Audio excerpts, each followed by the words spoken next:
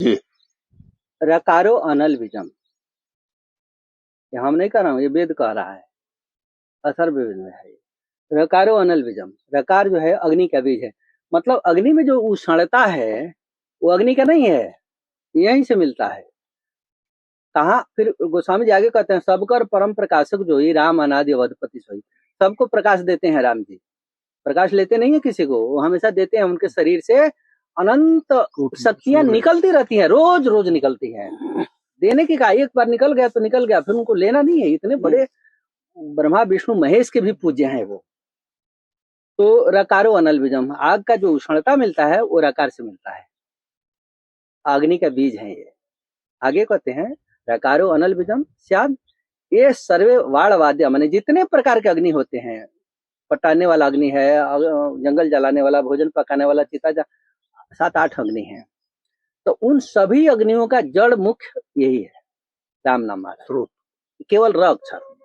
तो रकारो अनल बीजम स्याद ये सर्वे वाड़वाद्या कृत्वा मनुमलम। अब जब अग्नि बीज है तो हमारे लिए क्या फायदा होगा? वेद पूछेगा ना कि आप हमारे लिए क्या फायदा होगा।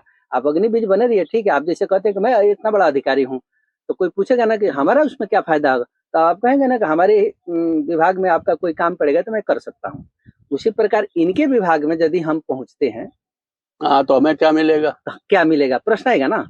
तो रकारो अनल बीजम शायद ये सर्वे वाड़वादा कृत्वा मनुमलम, किया हुआ मन का पाप, शरीर से किया हुआ, मन से किया हुआ, किसी प्रकार का भी पाप किए हों, कृत्वा मनोम कर्म भस्म शुभास्वम, जीवा से जैसे ही रकार स्पर्श होगा, अभी इधर के छोड़ दीजिए, केवल र अक्षर ही स्पर्श हुआ जीवा से, तो कृत्वा मनोमल कर्म भस्म शुभास्वम, सारे को जला के भस्म कर देंगे। अब इसमें महाराज अभी छोड़िए, तो अब यहाँ से तो पाप खत्म कर देंगे। पाप 3 प्रकार के होते हैं, दैहिक, दैविक, भौतिक, 3 प्रकार के ताप शरीर में, शरीर जन्म जो आप पूर्व जन्म में किए होंगे, तो वही प्रारब्ध बन के आया है। तो पाप संचित, प्रारब्ध, क्रियामल, 3 पाप होते हैं। संचित अभी उसके लिए योग्य नहीं बने हैं, प्रारब्ध जिसके लिए शरीर बना है, आप कुछ भी नहीं करेंगे, सारा भोग आपको मिलेगा, वो पुण्य का भी मिलेगा, और जो पाप है वो रोग के रूप में आ जाएगा। और क्रियामल जो इस समय आप कर रहे हैं, इन तीनों पापों को ये भस्म कर देंगे।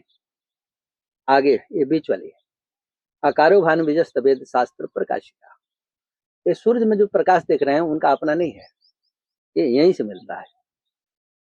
इनकी उपासना कर लीजिए, सारे प्रकाश अपने आप आ जाएगा। वेद शास्त्र सारा ज्ञान के भंडारे हैं। तो अभी ये जब जीवा से स्पर्श करेंगे तो क्या फायदा होगा? अज्ञान को हरण कर लेंगे, तुरंत अज्ञान को भर देंगे।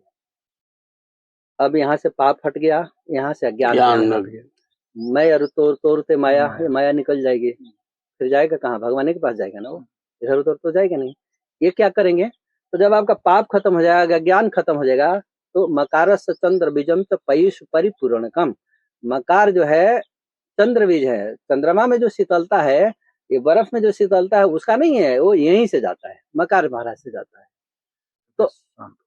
तो इनका जैसे ही रा के साथ म का संबंध लगेगा, तो ये आपके हृदय में भक्ति भर देगी। यही तो सीता जी हैं, भक्ति देवी तो वही हैं। यही तो लोग नहीं समझते हैं, दुनिया भर के साधन बता देते हैं कि ये कर लो वो कर लो। अरे मूल बात बताना चाहिए ना।